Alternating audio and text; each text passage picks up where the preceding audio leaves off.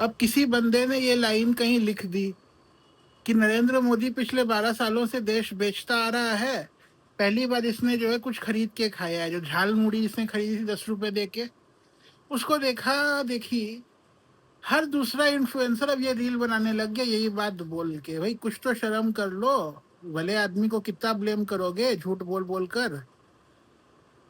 ठीक है उसने देश बेचा है 12 साल में, बट ये बोलना कि उसने कुछ नहीं खरीदा है तो सरासर झूठ है, उस आदमी की मेहनत का अपमान है।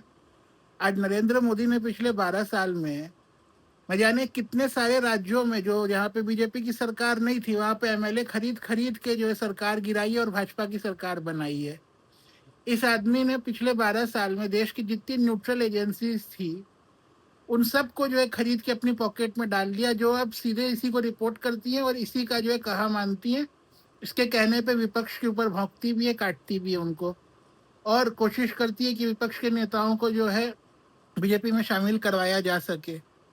इस आदमी ने अभी हाल में ही कितने बार जो है राज्यों में जो चुनाव हुए, चुनाव से जस्ट पहले लोगों के अकाउंट में, महिलाओं के बैंक खातों में रुपए जमा करवा कर, इवन दो चुनाव आचार संहिता लागू होने के बावजूद लोगों के अकाउंट से रुपए जमा कराकर वोट खरीदे हैं।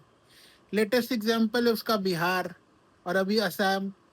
तो खरीदा तो है इसने बहुत कुछ, और जब तक इलेक्टोरल बॉन्ड्स चल रहे थे तब तक इसने जनता के जो रिसोर्सेज है वो बेचकर, और जनता के जो टेंडर्स निकलते हैं सरकारी प्रोजेक्ट्स के, उन सबको जो है लिटरली जो है अपनी मनपसंद कंपनियों को देकर इलेक्टोरल बॉन्ड्स खरीदे हैं।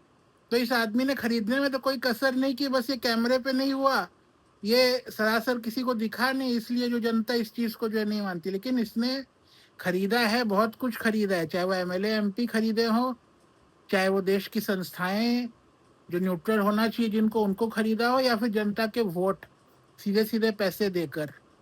इस आदमी ने बहुत कुछ खरीदा और देश को बर्बाद करके रख दिया। आज देश की इकोनॉमी, देश की डेमोक्रेसी सब तबाह हो चुकी है।